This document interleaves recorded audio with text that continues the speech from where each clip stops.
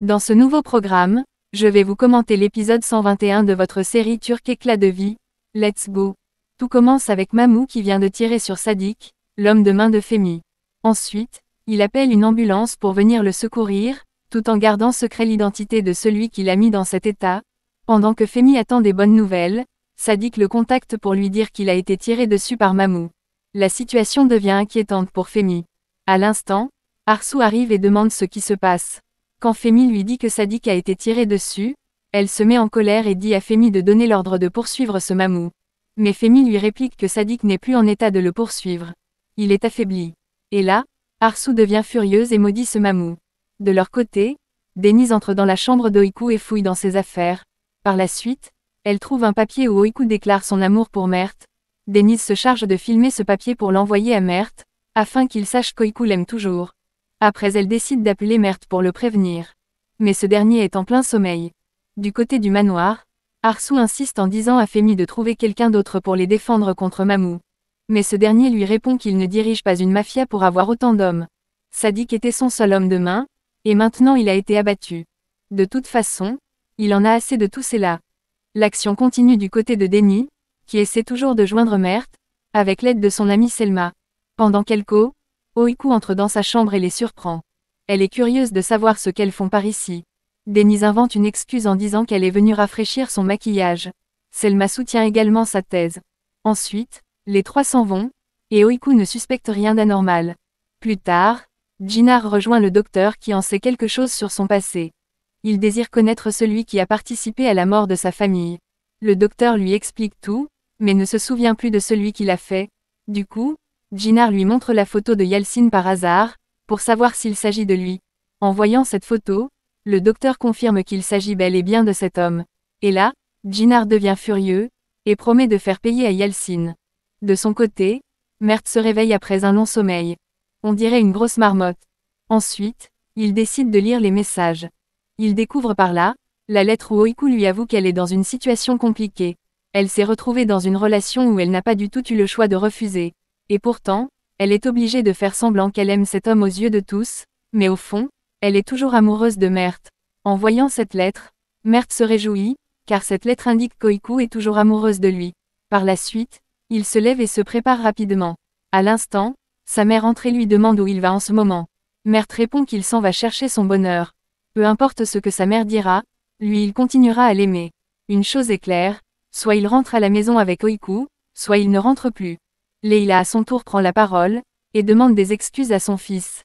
Elle s'est toujours sentie mal à l'idée de partager son fils avec quelqu'un d'autre. Mais maintenant, elle réalise qu'Oiku est une bonne femme.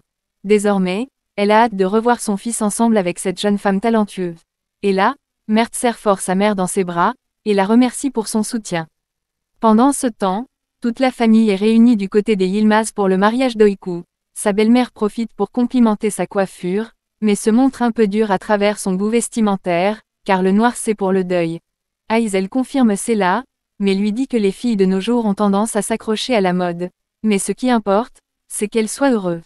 Le futur beau-père d'Oiku est également d'accord que l'essentiel c'est la bonté de la fille, pas la couleur des vêtements ou quoi que ce soit d'autre.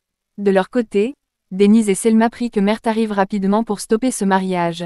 Et en parlant du loup, Mert est déjà sur le chemin. Oiku décide d'aller dans sa chambre pour souffler un peu. Mais Oguz la suit de très près.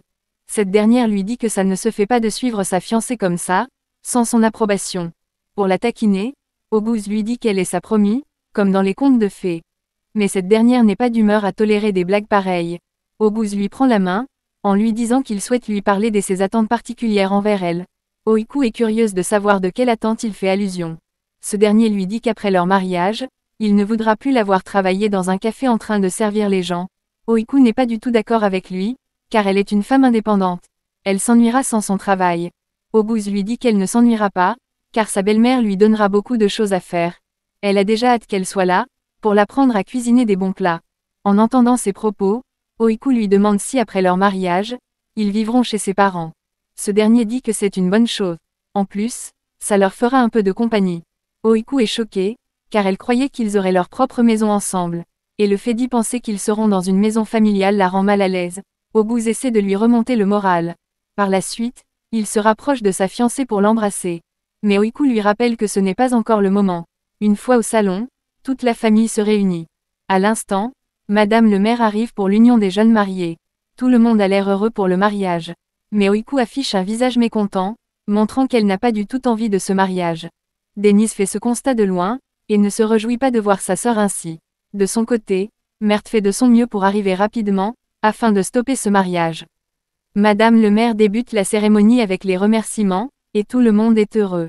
Mais Oiku a mauvaise mine. Ainsi, le maire demande à Oguz s'il est d'accord de prendre pour épouse Oiku, de l'aimer dans les bons et mauvais moments, jusqu'à sa mort. Ce dernier accepte avec joie d'épouser Oiku. Tout le monde applaudit. Mais Shevki n'a pas l'air d'apprécier cette union, vu son regard sur sa fille qui a mauvaise mine. Le maire repose la même question à Oiku, si elle veut épouser Oguz. Et là, Oiku devient nerveux, et tourne son regard vers sa sœur. Denise lui fait un geste, lui disant de refuser. Aizel demande à son tour à sa fille de répondre. À l'instant, quelqu'un sonne à la porte, et Denise s'en va ouvrir. Mert entre en pleine vitesse et surprend Oiku. Cette dernière est étonnée de le voir par ici. Mert lui demande de ne pas accepter ce mariage. En effet, il a lu sa lettre. Et c'est difficile pour lui d'être loin d'elle, car il l'aime beaucoup. Tout ce qui s'est passé ces derniers temps lui est permis de réaliser que c'est impossible de vivre sans elle. En plus, sa mère regrette beaucoup ce qu'elle a fait, toutes ces injustices envers elle, sa mère le regrette beaucoup. Maintenant, elle croit qu'Oiku est une femme bien, une designer très talentueuse. Sa mère a même suggéré que les deux pourront revenir à l'atelier, et prendre les règnes de la mode ensemble. Et donc, le dernier mot revient à Oiku maintenant.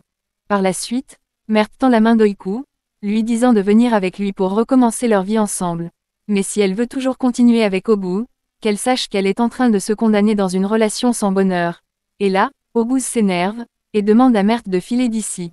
Toute la famille est étonnée de cette mascarade.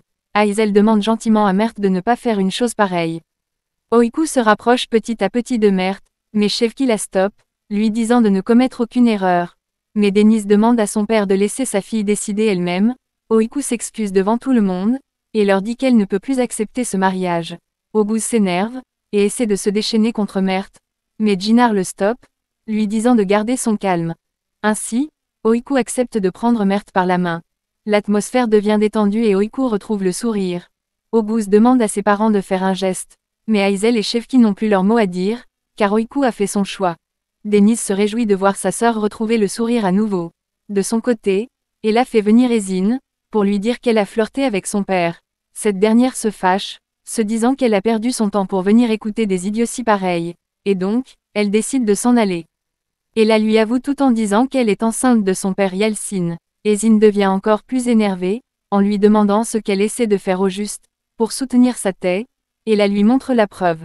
Lorsqu'Ezine ouvre l'enveloppe, elle aperçoit un test montrant le fœtus. Et même avec cette preuve, elle balaie en brèche tous ses documents. Ella lui dit d'aller demander à sa mère si elle ne la croit pas. Quelques heures après, Jinar se rend au manoir, et demande à Arsu où se cache son mari, car ce dernier a tué sa famille. À l'instant, Femi entré se rapproche de Jinar. Puis il commence à s'excuser, en disant qu'il a fait tout cela pour protéger son fils Mustapha. Mais il ne savait pas que Yeltsin se cachait derrière tout ce meurtre.